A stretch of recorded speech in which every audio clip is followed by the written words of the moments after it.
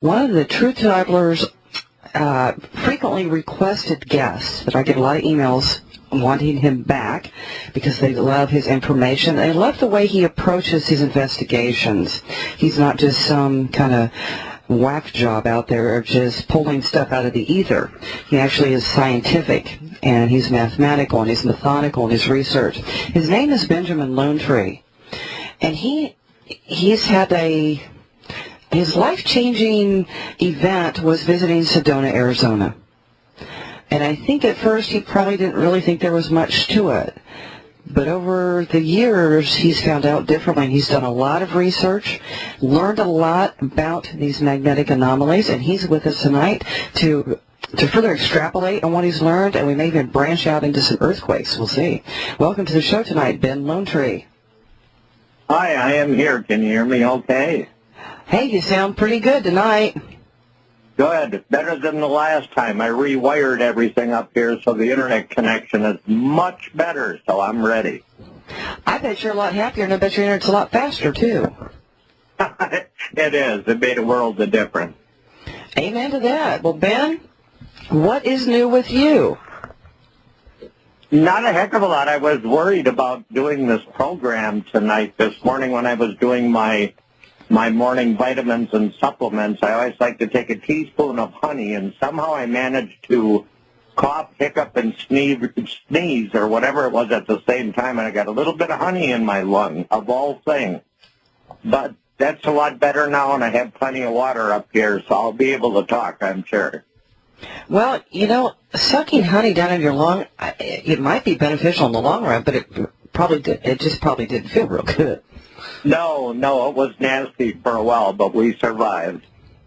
That's a good thing, good thing. Well, let's do, Ben, what I'd like to do, if I could speak, let's go over a little bit, and we're going to kind of rehash a little bit of what we did the first interview, just the basics of Sedona and what you discovered, and then maybe we'll branch into some other areas that we didn't get to last time, like maybe the earthquakes and stuff. Okay, is that okay with you?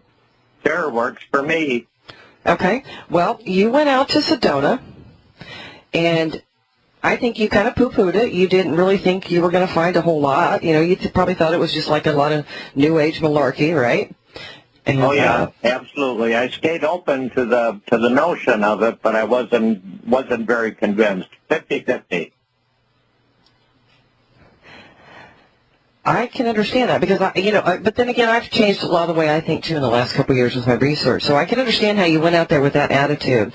But when you got there, I want to ask this, because I've had weird feelings in different places, too, where I think they're vortices. What did you feel personally and physically, mentally and emotionally, when you first got to around one of those vortices? Well, once I got by the beauty of Sedona, it's an incredibly beautiful place. And I noticed something was a little bit different, but what got me going into the vortex research, I also do something called atmospheric research, and what that is our atmosphere produces sounds and noises at the same range in frequency of human hearing. And I had brought with me a receiver, you could call it, that actually listens to what goes on in the atmosphere, and I noticed in Sedona, everything was enhanced. It was a lot stronger, a lot louder compared to if you went 5-10 miles out of town away from the Red Rocks. And that got my curiosity piqued up. I also noticed that different areas in Sedona, it felt different. I don't want to use the term elation, but it felt like a shift. Your awareness became stronger, and you just got an all-around general good, happy feeling. So that piqued my curiosity, and that got me off and running to build the rest of the equipment where I could start investigating into vortex energy.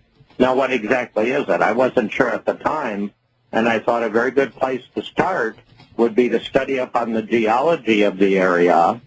And I found that because the red rocks are Fe2O3, iron oxide, the notion crossed my mind, well, maybe this energy has a magnetic component. So I built up what's called a very large induction magnetometer and started measuring the geomagnetism that emits out of the ground up in Sedona. And lo and behold, It was very, very strong. As time went on, I developed the equipment further, and I was able to detect magnetic energy traveling in a vortex-like action. It was spinning like a tornado. And, boy, we could go on and on and on with this. Should I keep at it, or you want to interject something? I want to ask you a question. There's a lot of talk, at least in the last few years, about these vortexes. Were you one of the first ones that discovered it at Sedona? With your equipment? No, the notion of vortex energy up there has been around for a long, long time.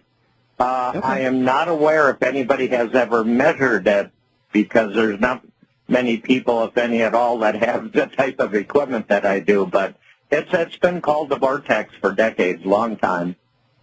Okay. And it's not a continuous vortex, if I remember right. It kind of ebbs and flows. Is that still correct or not? That's what I found with my equipment. Now, one thing I've noticed up there, if we would get a lot of rain, it seems for a day or two after the ground is saturated with water, activity is not as strong, and that makes sense. It's almost like pouring water on a radio. You short it out, you dampen it. So the ideal time is when it's not wet. When everything's nice and dry, the activity is real strong. Okay, now, Ben, you just made me think about this question. What about when there's a lightning storm or a thunderstorm and there's, lightning activity in the area? Does that, not only from the electricity that's generated, but from the increase in the ozone, does that do anything to it? Do you know? No, I don't think that has a bearing on it, but I can say I've tried my equipment when there's a lot of lightning around. Sedona's up at a pretty high elevation, and when there's lightning going, I try not to be outside. There's too many mountains and high points. I can understand that. It would be a little scary. Well, when you and Iona Miller were doing your research, did you both come about it the same direction? Were you different? No, well, where it pretty much started out, I was pretty much doing it independently, and then Iona ran across my website, and God bless her, she started doing publications on my research, and we started comparing notes, and then she brought to my attention Dr. Michael Persinger up at Laurentia University in Canada, and what Dr. Persinger had done is to invoke different moods and feelings and awarenesses in people by subjecting the temporal lobes of their brain to rotating magnetic fields. He had like a football helmet with solenoid coils in it. He would apply a rotating magnetic field, and they gave the name of that helmet, affectionately, they called it the God helmet, because at a certain frequency of rotation, people would feel that God was standing next to them or behind them. And I thought, okay, why cannot that not apply to natural geomagnetism that emits out of the ground, stimulating the temporal lobes of the brain, so people are more, have a tendency to have mystical experiences, which they do in Sedona. So Iona and I kind of hooked up through Dr. Persinger's research and then our speculation back and forth. Okay. And Iona knows how to write. She writes some good articles, so she was the driving force behind that. And is Persinger still doing anything with this? Yeah, in fact, from what I understand recently? now, if you do a search on him on the Internet, at this point, I believe he is able to, through different frequencies of magnetic field rotation around the temporal lobe, he can give people all types of feelings. He's done a lot of research into neuroscience, and the guy's phenomenal with it. So I think he can pretty much make people feel a lot of different things just by the type of magnetic field he subjects them to. Now, up in Sedona, I cannot say people are having mystical experiences that is synthesized by the magnetic energy emanating from Sedona. What I have found, it's like opening up a doorway, Erin. It puts your mind, you enter into a frame of mind where the door is opened up where you can have these experiences. So the geology of the area is not making you feel like you're happy or you're sad. It's a media. That's a good term for it. It provides the media where you can have your own experience, whatever that experience is going to be. It's interesting. It's interesting. I've taken people to Sedona already and watched, they burst into tears and started crying, and I've seen them taking other people up there and they burst into laughter. So everybody's going to have their own experience up there. The area just makes it very conducive for you to experience whatever you're going to experience. Now, because women have the, magnetite, a little bit, more than the men, if men even have any, I don't remember. Does it really affect the women more severely is not a good word, more intensely? Oh, yeah. Yeah, okay, okay, Ben, hold it right there. I don't want to lose this because this is interesting. We'll be right back after these messages. You're listening to The Truth Traveler.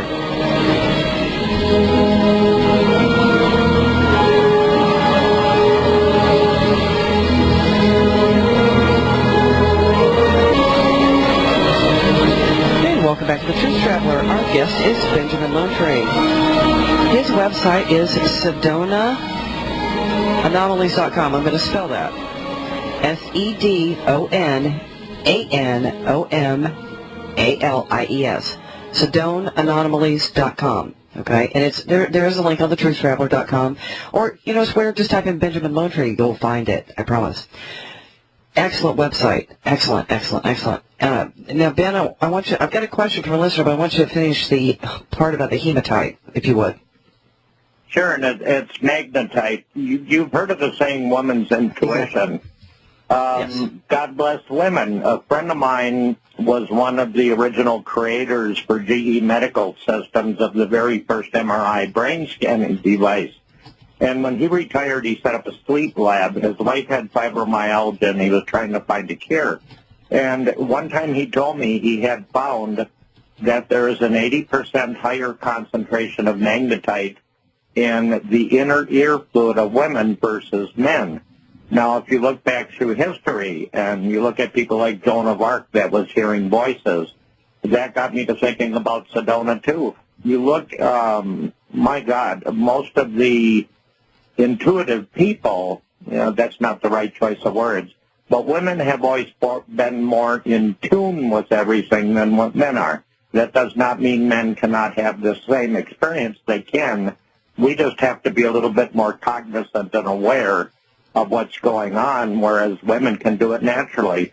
And I think that directly correlates to the fact that they have higher concentrations of magnetite in their inner ear fluid, which is going to respond to local geomagnetism and send electrical impulses up into the brain that they can decipher, if that makes sense. It makes sense to me. It does. And I know I can definitely feel it when I get over one of these spots. And listeners, if you've never been over one of these vortexes, the first time and you don't know how you're going to react, be among friends. So it helps. Because I didn't know, and I didn't know what to expect, and I didn't even know it was over one. And all of a sudden I'm crying. It's like, wow, I feel like an idiot. Yep. Well, I do have a question from a listener, Ben. It's kind of multifaceted, but here we go. Have you ever heard of the Magnetic Mountain in Arkansas? I've heard of it, and there's also one up near Grants Pass, Oregon. Unfortunately, I've never been there to do any testing on the area, perhaps one day.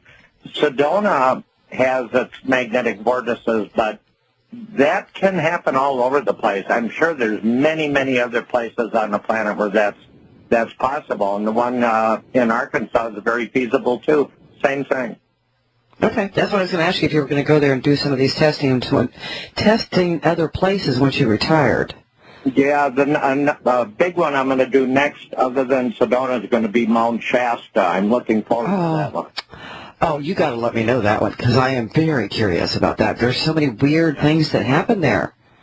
You know, a big thing to look for, too, and that Melissa can check with the one over in Arkansas, another big factor was Sedona's beneath all of the Fe2O3, the iron oxide, the red. There's a layer of quartz. And the U.S. Geological Survey has found that the layer of quartz in Sedona is also emanating its own magnetic field. So if she could do some research on the geology of the area in Arkansas, and I know Arkansas produces some nice crystals, that's going to be another big factor to determine if it's a prime area for vortex energy. Okay, good to know. Now, when you're in Sedona, do compasses, the needles on the compasses go wild? I have seen that one time, and that's only due to the fact that I was located near a very large deposit of magnetite. Now, you can't walk around Sedona with a compass and all of a sudden it's going to start spinning, telling you you're in a vortex. Vortex energy is very subtle. It's very quiet. And in all honesty, it's not strong enough to make a compass change direction or move. So if you're in Sedona and you see the needle no longer points north, that more than likely is due to the fact you're probably standing in an area loaded with magnetite. Okay, it's good to know. The listener said that the compass started spinning around, and they both felt weird. Okay, it's possible. I've never seen it happen, but that does not mean that it cannot. But sure, it would be very possible. Isn't it funny to think about how much we really don't know? Oh, yeah, I just love it. You look back through history, and especially coming from a scientific perspective, the more I dig into things, the more I realize how little we know. That is so true. The more I learn, the less I know. It's the truth. Hey, we'll be right back after these messages, and you're listening to Ben Lonetree on The Truth Traveler. Welcome back to The Truth Traveler. Our guest tonight is Benjamin Lonetree. His website is SedonaNanomalies.com. I'll spell it again. SedonaNanomalies. It's like Sedona Anomalies. It's like a tongue twister to me, Benjamin. Sorry about that. It is. It just is. I can't get it out. Okay. I wanted to know, is this going to be a little tricky maybe to get the point across without these graphs and charts, but one thing that fascinates me and that you've studied extensively is the brainwave and geomagnetic synchronization. Yes. Now, okay. I'm going to try to keep this simple. The layer of quartzite that's beneath Sedona, piezoelectric effect, a lot of people have heard of that. When you have a crystal that's under pressure, say the weight of the rock that's on top of it, these crystals are being squeezed, and you get electricity. You also get electromagnetic energy produced from that, and some of that, according to the U.S. Geological Survey, can go up and through. I'm trying to keep this uncomplicated. It will go up as high as close to 7 to 8 hertz or cycles. Now, 7 to 8 hertz, you're up into brainwave frequency.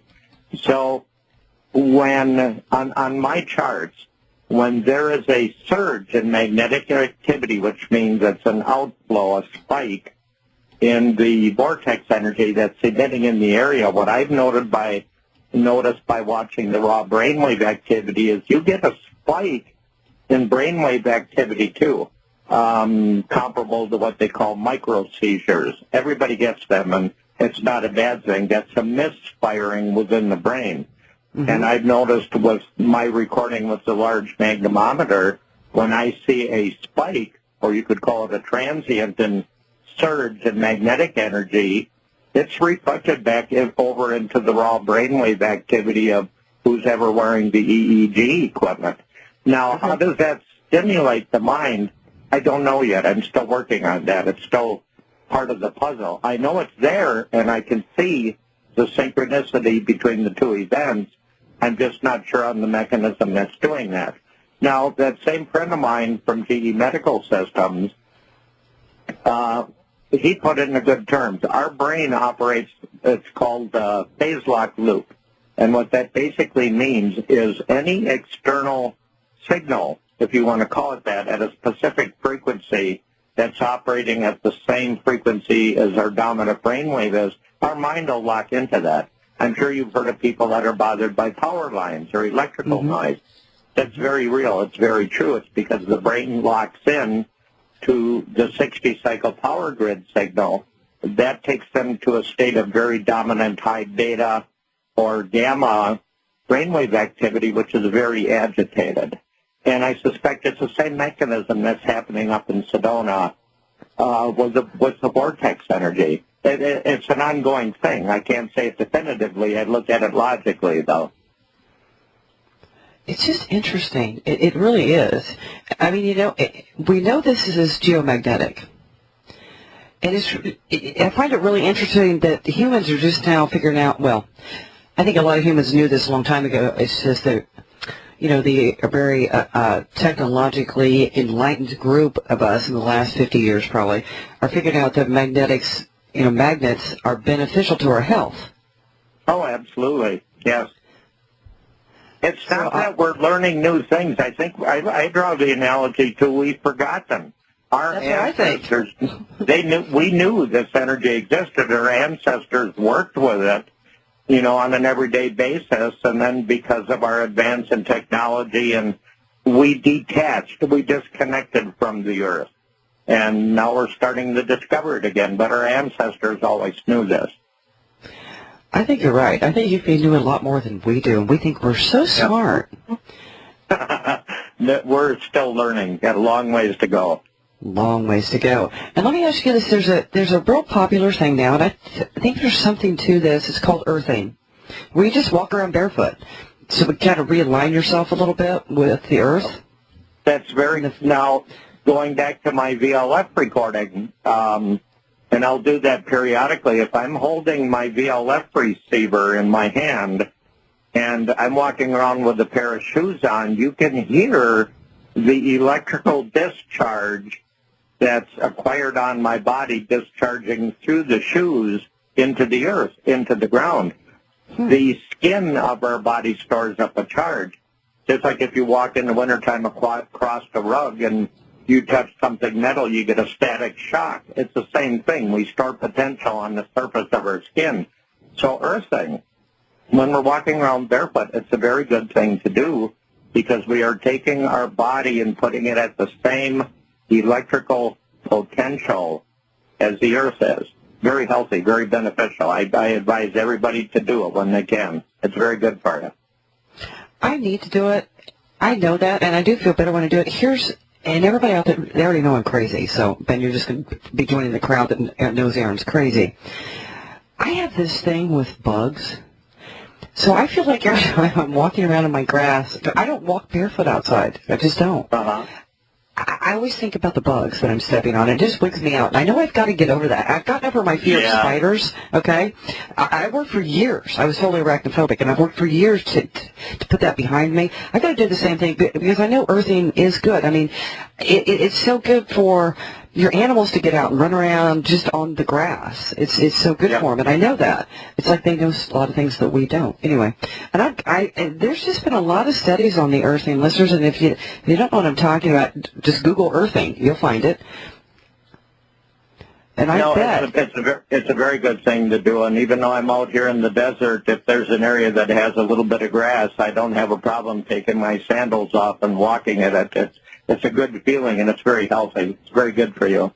And if you want to look at it logically and scientifically, you are literally taking the electrical charge that has collected on the surface of your skin, and you're putting it at Earth's potential. So it's a very good thing to do, definitely. Spiders are not.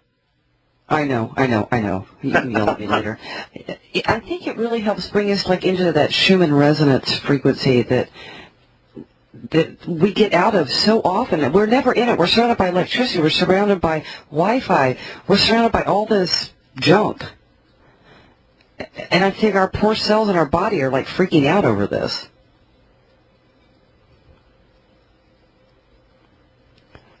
I know we need to do this. I like it when the power goes out because then everything kind of shuts down for a little bit. And I know, as a prepper, that may happen again, permanently. I don't know. Anyway, I think we lost our guest. James, if you could try to get him back. I think Ben is gone. And I don't know about you listeners, but I would love to be able to travel to more of these spots, probably just like Ben wants to do. It's time, it's money, it's everything. You can't do it. Because Ben's back. Because I do know when you're on one of these vortices, you just feel something so different. And you can't even hardly describe it in words. Ben, when you dropped, I was saying how it would be so cool to travel to these different locations like I'm sure you want to do. And see, does one feel like the other? Do they all feel different? I'm sure there's going to... Yeah, the vortexes that are up in Sedona, you'll have outflows, magnetic spirals of energy leaving a certain area and going up into the sky, into the air. That's called an outflow of energy. When you're in one of those, it's a feeling of being uplifted, almost like you can project up into the universe or the sky. Now, laws of physics state that whatever leaves has to reconnect back in with the planet's primary magnetic field, and where it re-enters into the Earth, that's called an inflow of energy. So in Sedona, you have outflows, outflowing vortices, and inflowing. And depending which one you're on, it's going to have a different effect on your body. Now, I would assume that you probably take your shoes and socks off when you go up there sometimes. Oh, there's nothing better than laying on a rock or walking around on the red rocks barefooted. It's great. It would center you again. It would kind of just bring your body back into alignment, I would think. Yeah, absolutely. Definitely. I think we all need tune-ups. Yes, and that's something our ancestors used to do all the time because we basically lived that way. We weren't barefooted all of the time, but we did a lot of it. Well, this is true, and now we have most of us wear rubber on our feet. Rubber, nylon, That insulates you and puts your body, your skin at a higher potential voltage-wise. You collect the voltage and store it on your skin, and that's not always a good thing to do. That's why earthing is extremely beneficial. It's very good. I would think if we store extra energy on our skin, it almost sounds like it would like speed up the aging process. I'm not sure what it'll do for you, but just from my own personal experience, whenever you can go barefoot and walk around on dirt or grass or whatever the case, as long as it isn't spiders, it's a good idea. or out here scorpions. I don't know. Speaking of scorpions, I don't know how you deal with that. I would be terrified to get in bed or put my shoes on. No, well, if you're in an area that's prone to them, all you have to do is keep a black light, and before you climb into your bed, turn the lights out and turn the black light on because scorpions glow green, so you can find them real easy under black light. Oh, that just sent chills up my spine, Ben. Oh. I don't think I can handle it. I don't know. I can handle snakes and scorpions. You do what? I don't run into very many scorpions here, but I deal with a lot of brown recluse spiders and a lot of black widows. But like anything else, if you don't bother them, they're not going to bother you. They're not running around looking to bite you or sting you. But if you invade their turf, and you happen to be there, well, you put yourself in that position. Just like the rattlesnakes. Rattlesnakes are basically afraid of humans, and if you leave them alone and you don't provoke them, they're not going to bother you. You see, I don't have a problem with snakes. I'm a little weird, and I don't freak out with mice either, okay? Just so you know. Mm-hmm. I can deal with spiders. We have lots of brown recluse spiders here, too. And I have been bitten once, but, I was carrying brush. I was carrying limbs. It was on my forearm, so it was above my gloves. So, hindsight says, wow, I should have worn a long-sleeve shirt. But anyway, I took care of it. It wasn't a problem, but, they are out there. That's right. Hey, we'll be right back because I want to get into some earthquake. So we've got a short segment coming up, and then we'll really explore that. We'll be right back to Ben Lonetree on The Truth Traveler.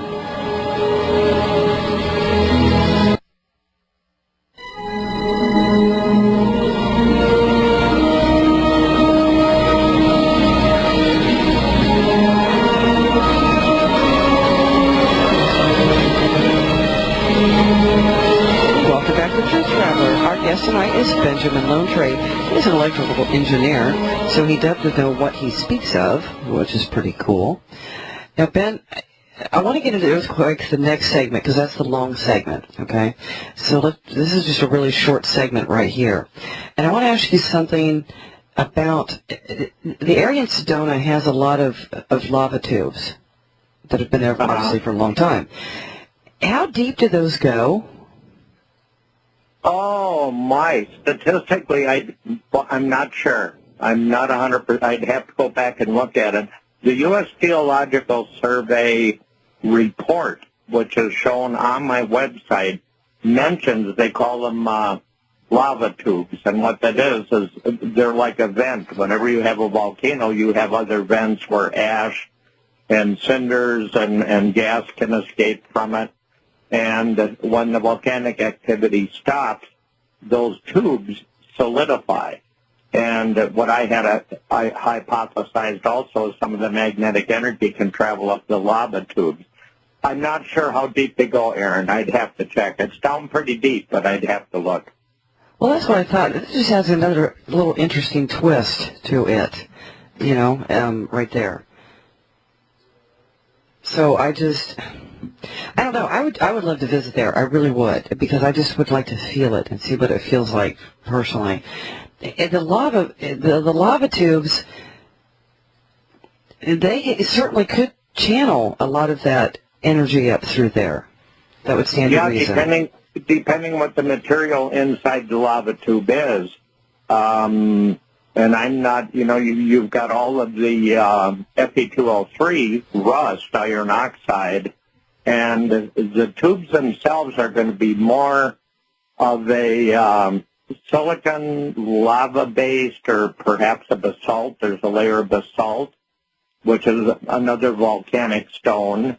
And the exact property and chemical composition of the stone that makes up the inside of the lava tube is that in of itself conductive for magnetic energy to travel along a line that's parallel with the tube itself. That's what I suspect is going on, but that's something I've got to research more. I would like to know what you find out, too. I really would, Ben, because I think that's pretty interesting. I don't know. It's just such a fascinating place. Do people, camp up there?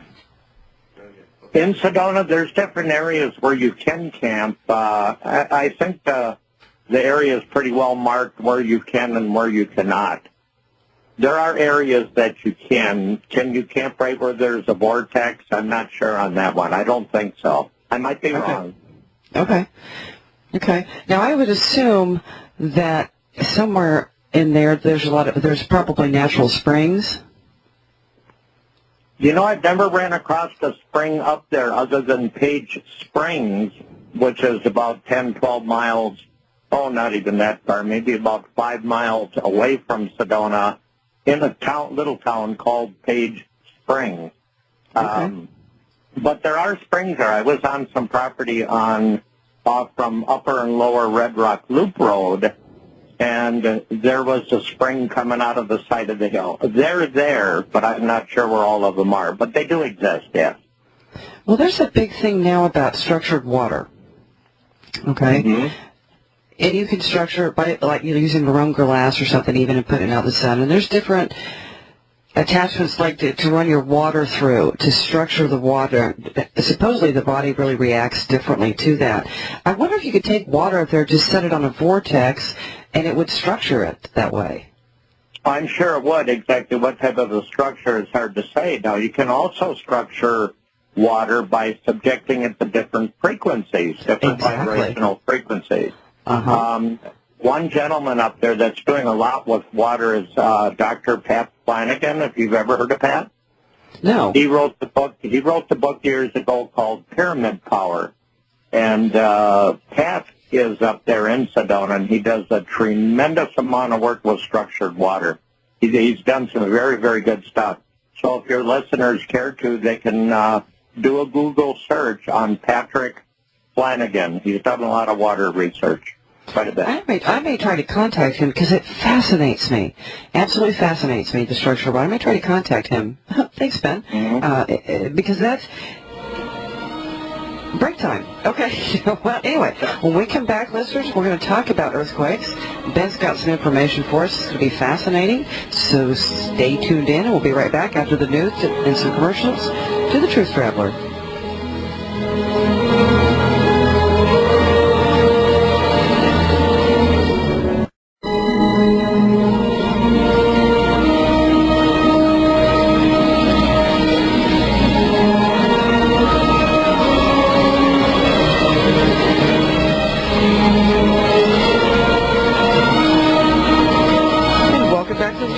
I'm Erin Dakins, and our guest tonight is Ben Lonetree. His website is SedonaAnomalies.com. Check it out. It's very, very fascinating information. And we're going to get into earthquakes. I just want to share with everybody out there, please spread it around at the bottom of the hour, so about 25 minutes, 24 minutes. We're going to have Shane Harger on. There is breaking news on the Bundy Ranch. We need to get this message out, so please share it. Get people listening, they can hear Shane confirm some things that are going down right now. But let's get into the earthquakes because we're going to run out of time, Ben. Okay, that works for me. Real quickly, I want to interject. I measure the magnetic component of vortex energy up in Sedona. I suspect there's a lot more to the energy. I only have the ability to see the magnetic component of it. So I want to stress that vortexes or vortex energy up in Sedona is not necessarily purely magnetic. There's other factors undoubtedly at work. I just haven't figured out what they are yet. So there's a lot more to it. They've got a bigger personality than just magnetism. Also, people have a difficult time with the website. Just type my name in, Benjamin Lonetree. Do a Google search on my name, and you'll get all types of information. Okay, earthquakes. You want to know how that works? I do. I have been dying to know for the last, 2 or 3 months since you were on last time? Yeah. Okay, here we go. If you look at, let's call it piezoelectric effect.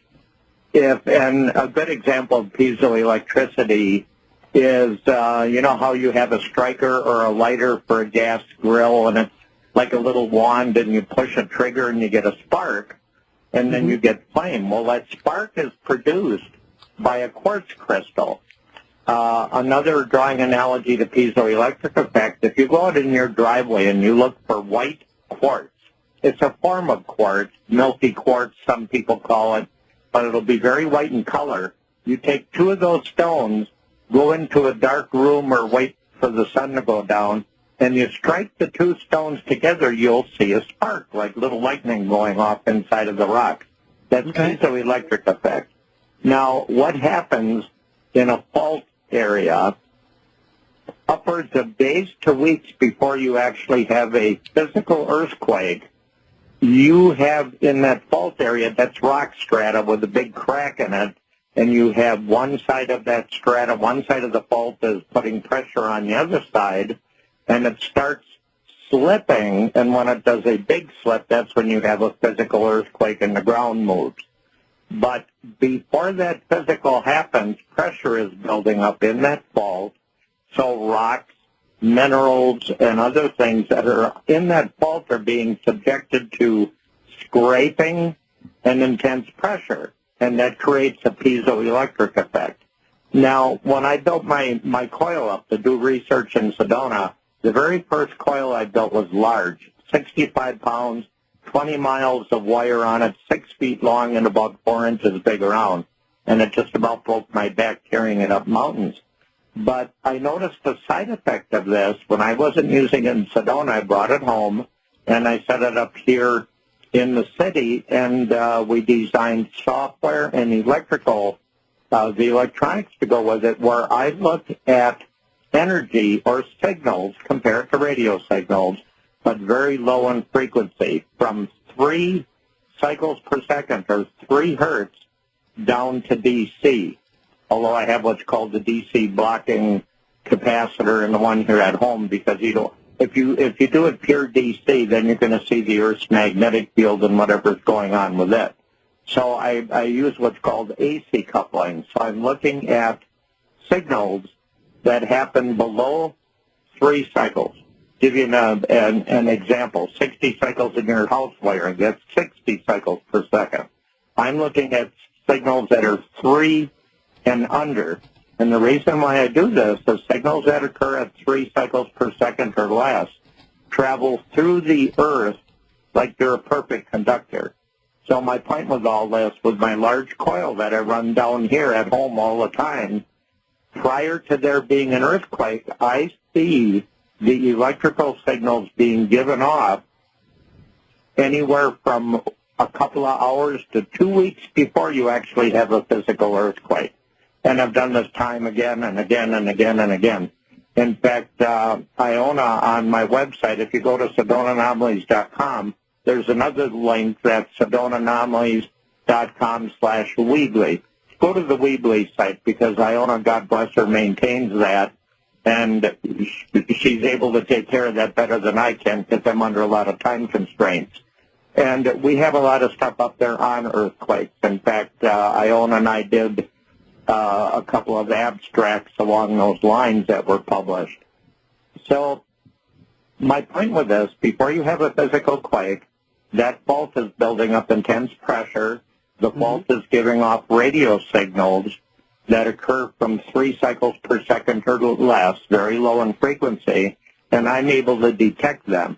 Now, my point with that is that if you had a system like mine and you had them located all over the country or a continent, and all 3 of my systems would be seeing a signal, you could use what's called triangulation and perhaps pinpoint where the next earthquake was going to be. So it's pretty groundbreaking and pretty revolutionary. There's another scientist, Dr. Friedman Freund, and he's based out of NASA. He's done a lot of work with radio signals being emitted by faults before you have an actual earthquake. Very brilliant gentleman. And, okay, how do I cover this? As the fault is under stress before you have a physical quake, what Dr. Freund has found is the rocks, as they're put under pressure, besides the piezoelectric giving off signals, it's producing what he calls holes, P-H-O-L-E-S. Those are positively charged ions. So the area above a fault where you're going to have a quake, the atmosphere up above it will become charged with positive ions. And that can happen days or weeks before you have an actual quake. If you've ever seen, people in quake-prone areas, they will have multicolored, rainbow-colored clouds before they have an actual quake. And if you do a search on the Internet, earthquake clouds, you'll see they look like rainbows. Now, that's happening in the atmosphere, to my opinion, because the atmosphere is becoming ionized with positively charged ions before the quake happened. That makes but the long sense. and the short of it is my equipment also sees the electrical energy being emitted by quakes before you have the actual physical quake. That's interesting. Very interesting. So maybe with all of this research, we might be able to have more of a heads up. There's a big earthquake coming. So I'd like to see more of my systems scattered all over the planet so we can run comparisons on it. These things are not easy to manufacture. In fact, I was contacted some time ago by one of the NASA branches. They were interested in my design. They would like, in other words, they wanted me to show them how I built what I have. And I haven't made a decision on that yet. I toyed with the idea of building one for them, and we kind of lost contact a little bit, so I'm not sure where that's going to go. There is interest in duplicating what I have, so we can see if it's a viable way for an earthquake early warning system. There's several things you can detect before there is an actual quake. So if there was more systems like I'm running, it would be really interesting to see what happens. It really would be. It'd be really interesting to have a bunch of those in California, to have a bunch of those up in Yellowstone, to have a bunch of those on the New Madrid fault line, wouldn't it? It would be, and I think the government has experimented with something similar to what I'm using. But the last report I read about 10 years ago is that they said, no, it's not a viable way. And for the life of me, I could never figure out why it wasn't viable, but they just pretty much abandoned the idea of doing it this way. And yet my system running down here, just about every earthquake that happens, I'm able to detect an electrical signature of it. And that's, the earthquake that happened over Japan, the earthquakes that happen in South America, the ones that happen in Yellowstone, the swarm quakes, Arkansas gets swarm quakes. I'm able to see that signature every time. I can do it over and over and over and over again, so I know this is a viable way to detect it. I'm just not sure why mainstream science isn't pursuing it more, unless the complexity of building one of these things they don't want to touch. I'm not sure. Why wouldn't I would think they have pretty complex things themselves. Sure. I mean, okay, give the listeners an idea. How expensive would this be for them to make?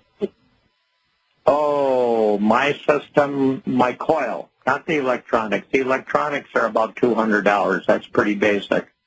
But the actual induction magnetometer that I used to do this took me 3 months to build, and that was every weekend, every Saturday, Sunday, winding the coil of wire that goes on it. Expense-wise, I have about, maybe about $1,000 in each one of my coils independently. But my coils are a little more sensitive than the normal because the inner part of the coil is called the core. And I use a laminated core, but in between the laminations, and some people understand what that is, I have what's called vet glass, which is cobalt, the thickness of a human hair.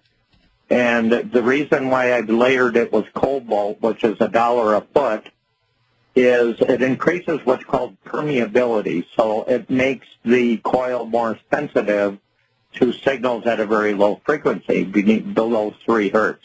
You could build one of my systems, let's say the electronics and everything lock, stock, and barrel. You could do it yourself the way that I did it for probably about $1,000 to $1,200, but it's extremely time-consuming. So could the government build these? Sure, they could, and maybe they have, and they're just not advertising it. I don't know what the logic would be behind it. I know they work, they just don't do it or talk about it. Well, that kind of makes you wonder what their ulterior motives are, doesn't it, listeners? Hey, we'll be right back to the Truth Traveler and Ben Lonetree.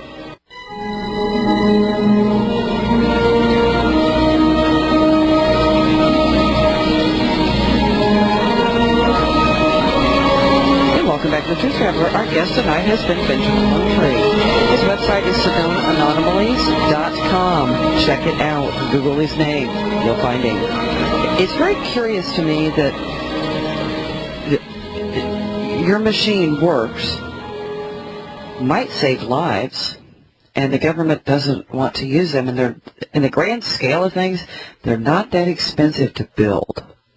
No, so and I don't want to assign anything sinister to it. I don't know if it's because of cutbacks. I'm not sure what the reason is. I'm staying pretty non-judgmental with it. And yet a few of the branches of NASA have been very interested in what I'm doing. So I'm not sure why mainstream has backed away from this. Now, if you look, if you've probably heard up at Yellowstone lately, a lot of the elk herd is leaving and the buffaloes are leaving. Now, the reason why they're doing this, and I'm sure you may have heard how animals leave an area before there's an earthquake. The animals know something's coming. And there again, too, as far as I'm concerned, they are detecting the electrical energy being emitted in a certain area before something major happens.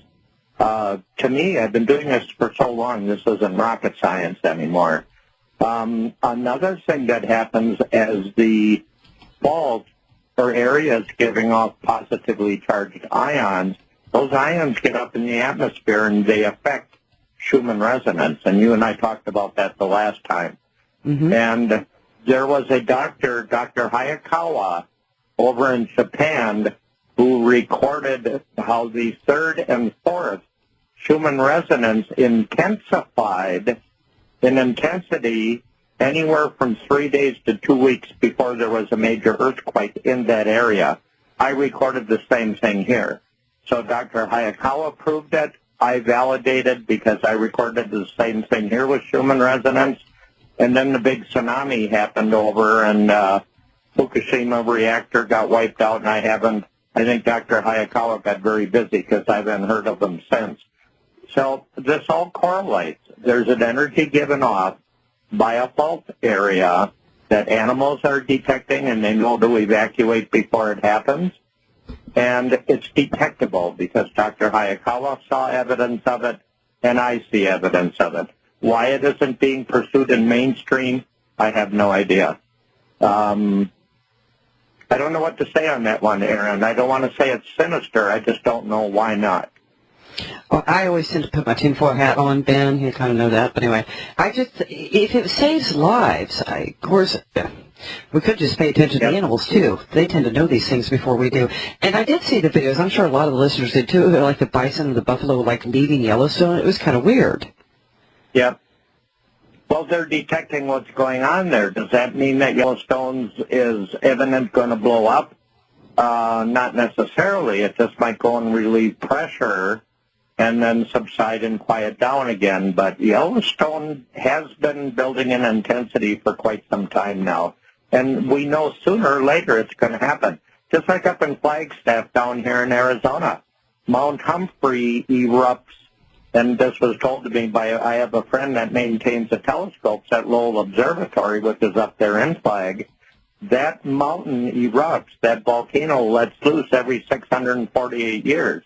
And it's about 50 years, it's 50 years overdue. So sooner or later it's going to happen. Sooner or later California will get a big one again, and Yellowstone's going to let loose. It's hard to say when. Well, that's it. It's not like the Earth is a dead planet. That's I guess people don't get that. The Earth is moving, shaking, changing, shifting. The Earth is she's alive and she's evolving just like people are. That's it. And, you know, we can't, obviously we can't stop it. It would be nice to know in advance, though. But just because of the fact that we could save people and animals. Yeah, absolutely. But I don't know. I mean, it is changing. You know, there has been a lot of talk about Yellowstone lately, and hopefully she'll just release a little pressure and she'll kind of go back to kind of just slumbering peacefully. It's very possible. Because I don't want to think what would happen if it would erupt, because no, the idea if it erupts, you can figure within a 500-mile radius of Yellowstone, there's going to be 3 feet of ash on the ground. So you can figure a lot of devastation in a 500-mile radius. The bulk of the ash, due to the prevailing winds, is going to head up over the Dakotas, Montana, up over into your neck of the woods, up into Canada, and that you don't want that to happen because it's not going to be good. Won't be good. It's going to get really cold. Ben Lonetree, thank you so much for being on the Truth Traveler tonight. My pleasure. Be glad to come back whenever you wish. Awesome. I will talk to you